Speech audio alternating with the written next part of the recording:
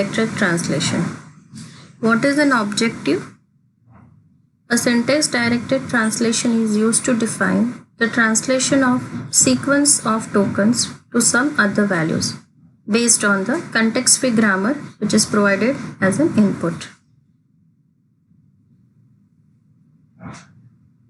For a grammar, we have seen some rules, but when we design a compiler, we need to give some additional informal notation with the grammar. Hence, what is the meaning of SDT, which is a syntax directed translation, is nothing is equal to grammar plus some additional rules, which is known as semantic rules. Let us see an example. We have a syntax directed translation as shown into the examples. We have a grammar. We know that grammar is having a expression as well. So E is equal to, or E derives E plus T. So you can see into the figure that E dot value is equal to E dot value plus T dot value. So you don't get confused here. E dot value is equal to E dot value. If you get confused, you can write E dot value is equal to E1 dot value plus T dot value.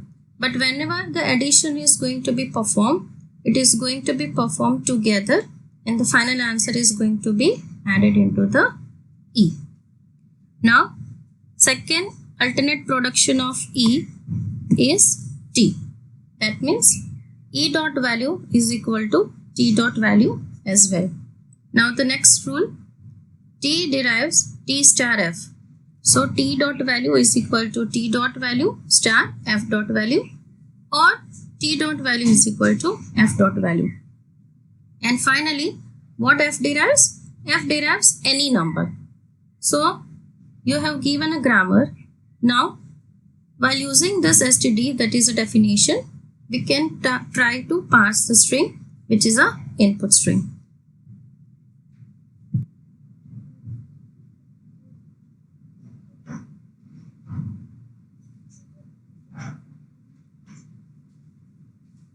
Here, this is an example. 2 plus 3 star 4. So, this string is going to be passed against the STD or the definition or the semantic rules that we have already seen. Now, whenever we are going to parse a string, the string can be passed either from the top-down approach or from the bottom-up approach. So, here we have seen the top-down approach. So, whenever we are following the top-down approach, we know that it's passed from top to down and left to right. So, when we start to create a semantic tree, or we can say, parse tree, we have to be like that. First of all, what E derives? E derives E plus T. Now, don't look this because I'll explain you these things. What E derives? E derives T according to the rules. What T derives? T derives F. And what F derives? F derives num.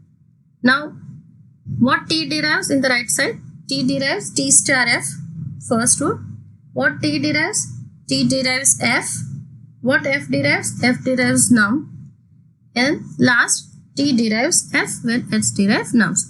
Now, what is our string? Which is a 2 plus 3 star F. By looking to the grammar, or we can say the semantic rules, we know that according to the precedence rules, star is having the highest precedence compared to the plus. And if we are not knowing, by looking to the parse tree as well, we can come to the idea, because in initial lectures we have seen whenever the operator is going to the down, that operator is having the higher precedence compared to the operator which is near to the root ones. So here the star is having the highest precedence. So in bottom we have three variables, num, num and num. For the first variable I will give the value 2. For the second num I will give the value 3, and the last one I will give the value 4. So whenever this non-terminal is going to get reduced, it's called as reduction. So num2 is going to reduce with F. Look to the semantics tool which is you have. So F dot value is equal to what? Num. And what is the num for this? Which is a 2. Now this F is going to reduce with t as per the rules. So this t is now what having the value 2. Like what is going to be reduced till the upper one, which is having t derives. Sorry, t is going to reduce with e, which is also having value 2. Likewise, here plus is operator, so we don't use any reduction operator for that. Likewise, we have to go down here.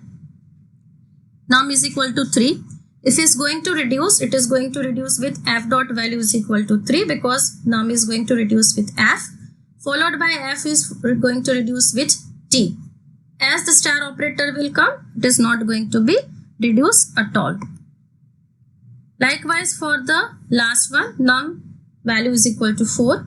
That num is going to be reduced with f, and that f is going to be reduced with t.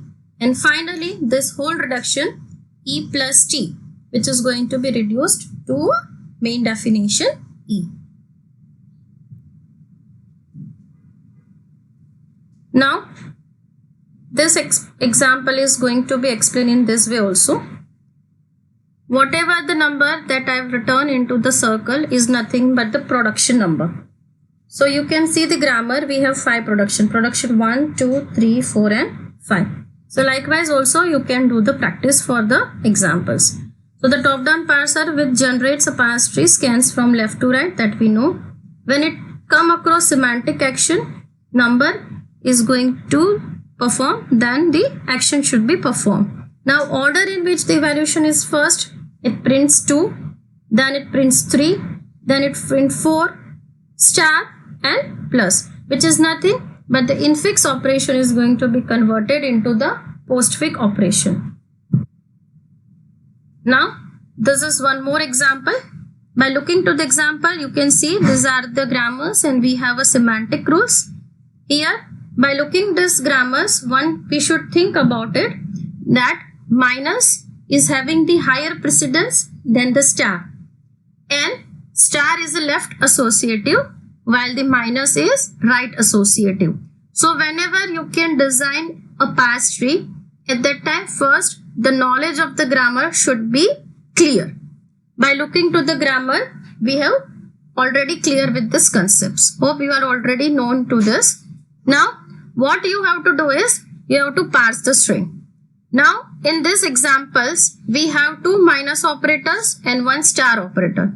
So how and which operator is going to give the higher precedency? We know that star is having the less precedence compared to the minus according to the grammar rules which is having defined. As in the example, minus is the right associative which give the higher precedence. So 2 minus 4 which gives the highest precedence compared to 4 minus 2. So first what we will do, we can evaluate 2 minus 4, then 4 minus into the bracket 2 minus 4, and afterwards it is going to be multiplied with 2. So answer which is I am getting, which is a 12. And this is nothing but the parse tree for the grammar and the semantic rules that we have seen. That is the parse tree for the same.